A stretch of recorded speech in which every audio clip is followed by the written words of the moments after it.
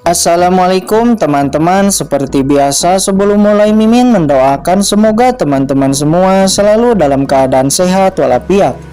Oke, kali ini kita akan melanjutkan Martial Master versi novel bagian 396. Bagi yang baru bergabung, selamat bergabung. Dan bagi yang belum subscribe, subscribe dulu lah agar Mimin tambah semangat lagi nih bikin videonya. Oke, kalau sudah kita langsung masuk ke isi ceritanya.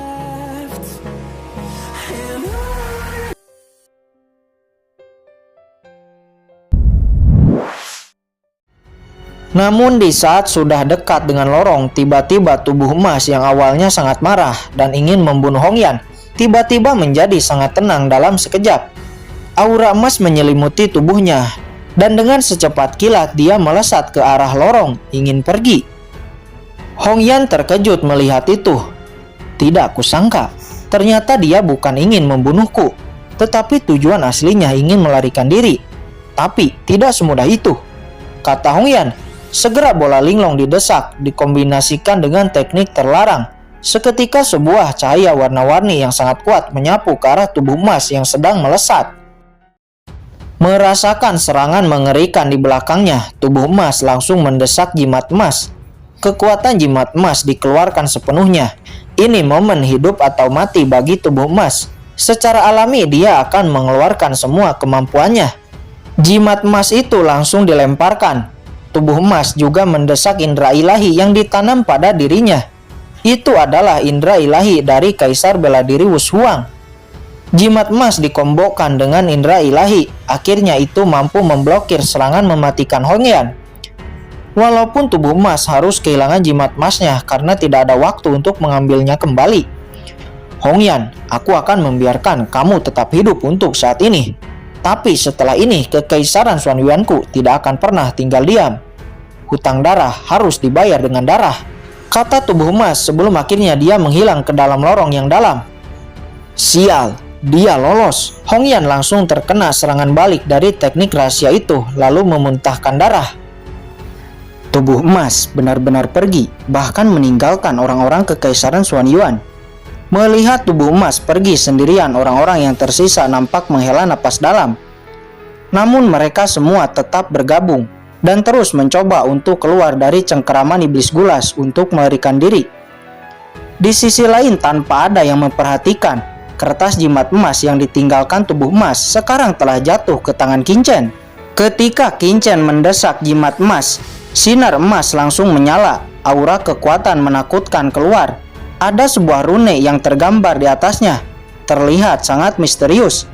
Kertas jimat ini jelas tidak sederhana. Setidaknya harta puncak tingkat 9.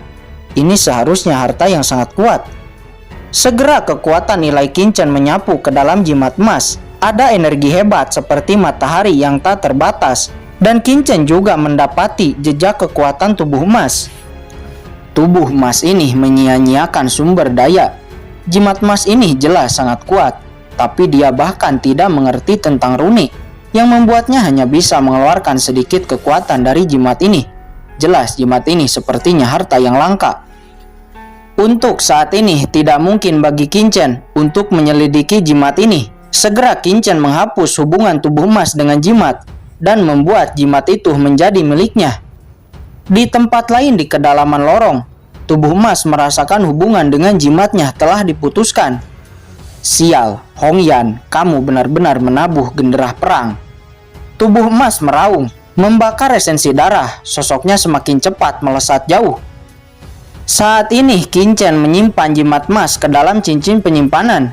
Namun Qin Chen harus mengakui, tubuh emas memang adalah orang yang sangat tangguh. Dalam menghadapi hal ini, dia dapat dengan cepat menganalisis situasi dan dengan cepat menemukan peluang untuk melarikan diri. Ini jelas tidak dapat dilakukan oleh karakter biasa. Namun larinya tubuh emas ini juga membantu rencana Qin Chen. Saya ingin tahu bagaimana reaksi Peng Xiaoyu setelah mengetahui anaknya telah dibunuh oleh orang-orang istana berkabut, kata Qin Chen. Tubuh emas tidak tahu bahwa sekarang dia telah menjadi pion Qin Chen. Pion ini akan mengambil peran penting untuk kehancuran istana berkabut dan kekaisaran Xuanyuan. Saat ini pertarungan sudah mencapai puncak kritis. Dua ahli kembali jatuh, namun dua orang berbaju hitam juga jatuh. Pai Lau, Long Zhentian dan lainnya terus bertarung. Semua kekuatan dikeluarkan, bahkan mereka membakar esensi darah dan juga membakar Bloodline. Kamu, sudah banyak orang yang lolos, apa yang akan kamu lakukan sekarang? Kata Hongyan kepada Queen. Itu sudah cukup, kata Queen. Dia mengabaikan Hongyan dan memandang tanda formasi, lalu mendesak bendera formasi hitam di depannya. Segera seluruh formasi bersinar, arai pengorbanan darah salurkan. Segera seluruh gua bergetar, danau lapa juga bergejolak, mendidih. Di saat yang sama, Pulau Separ di tengah-tengah danau lapa tiba-tiba retak. Apa itu? Apa yang ada di dalam sana? Semua orang nampak ketakutan. Tidak, aku harus menghentikannya, kata Qin Chen.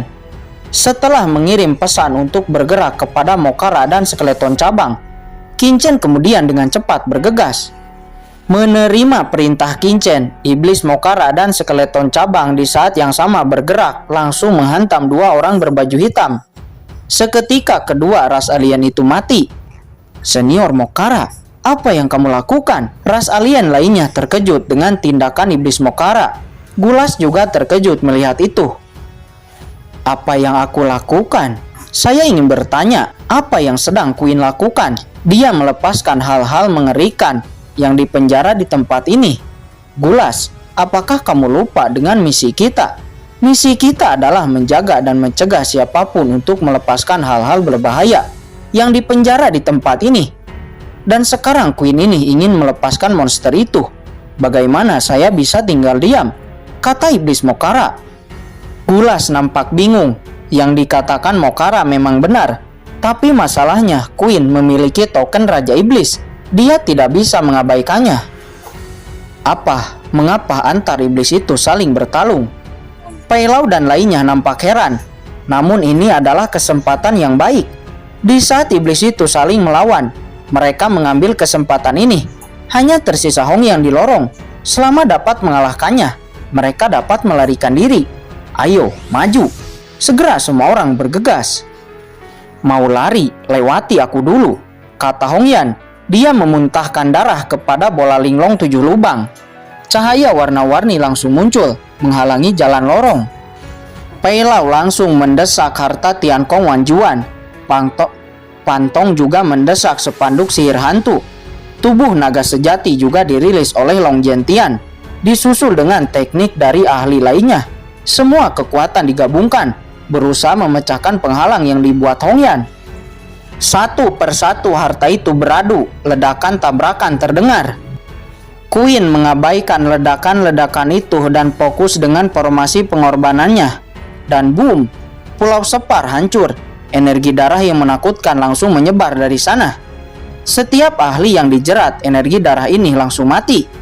Semua orang melihat ada sosok monster yang akan keluar dari Pulau Separ. Monster lapa satu persatu keluar. Namun monster lapa ini langsung hancur dan diserap oleh monster ini. Semua orang ketakutan. Napas yang keluar dari monster itu membuat mereka gemetar. Mereka memiliki perasaan jika monster itu benar-benar keluar, maka mereka akan mati. Pergi. Segera mereka dengan panik pergi.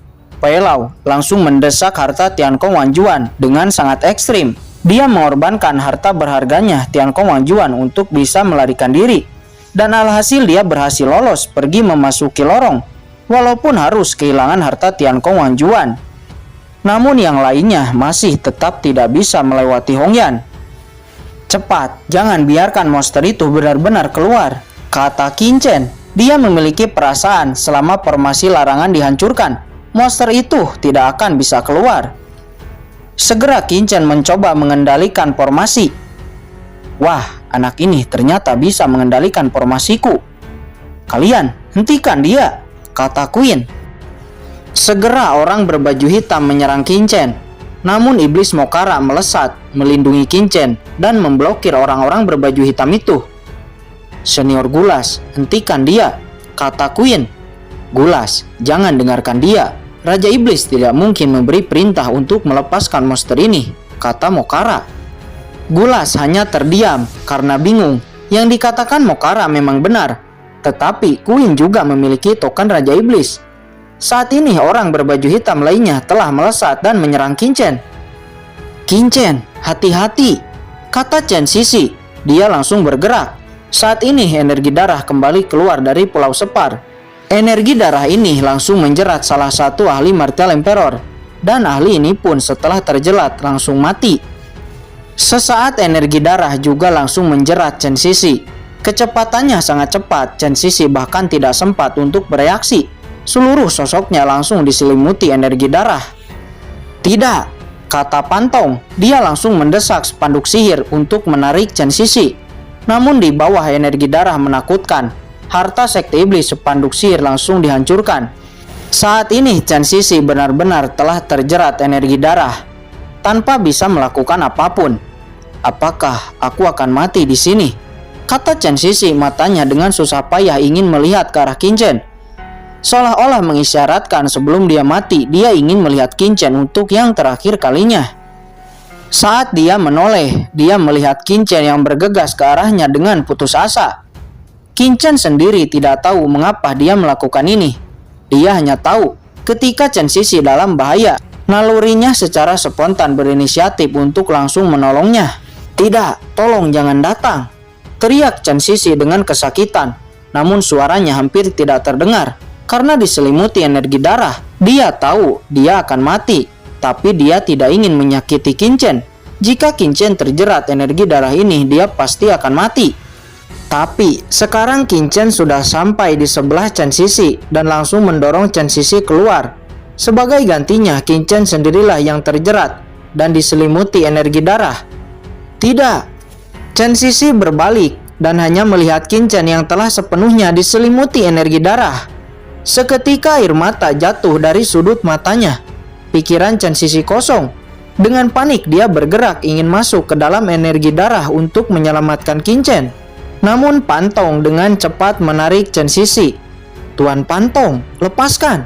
Saya tidak ingin melihatnya mati demi menyelamatkan saya," kata Chen Sisi. Hatinya sangat hancur. Dia tidak berdarah, namun hatinya sangat sakit. Rasanya seperti ingin bergegas ke dalam energi darah dan menemani Qin-Chen untuk mati bersama. "Kamu sadarlah." Pantong langsung menampar Chen Sisi, dan Chen Sisi langsung jatuh ke tanah. Selanjutnya Pantong menoleh dan melihat Qin-Chen yang sudah diselimuti oleh energi darah. Dengan ekspresi yang luar biasa di matanya. Dia tidak menyangka Qin-Chen akan mengorbankan hidupnya untuk menyelamatkan Chen Sisi. "Bocah konyol lain yang dibingungkan oleh wanita sekte iblis," kata Pantong. Namun dia harus mengakui bakat kemampuan Qin-Chen sangat menakjubkan. Di masa depan pencapaiannya tidak terbatas. Tetapi karakter seperti itu harus dibingungkan oleh seorang wanita dari sekte iblis dan mati demi seorang wanita. Di sisi lain semua orang juga menggelengkan kepala. Mereka dapat melihat di antara para jenius, Qin-Chen adalah yang paling menonjol. Namun, karakter seperti itu harus mati demi seorang wanita sangat disayangkan. Sementara skeleton cabang, Iblis Mokara dan Gucang nampak terkejut dan berseru di dalam hatinya. Namun mereka bertiga dapat merasakan bahwa segel penghancur jiwa masih tertanam dengan baik dan tidak hancur. Itu menandakan bahwa Qin-Chen masih hidup. "Tuan belum mati, dia masih hidup." Ketiganya terkejut. Jika Qin-Chen mati, segel penghancur jiwa yang ditanam pada mereka juga akan hancur. Namun sekarang segel penghancur jiwa baik-baik saja, yang menandakan bahwa tuannya masih hidup.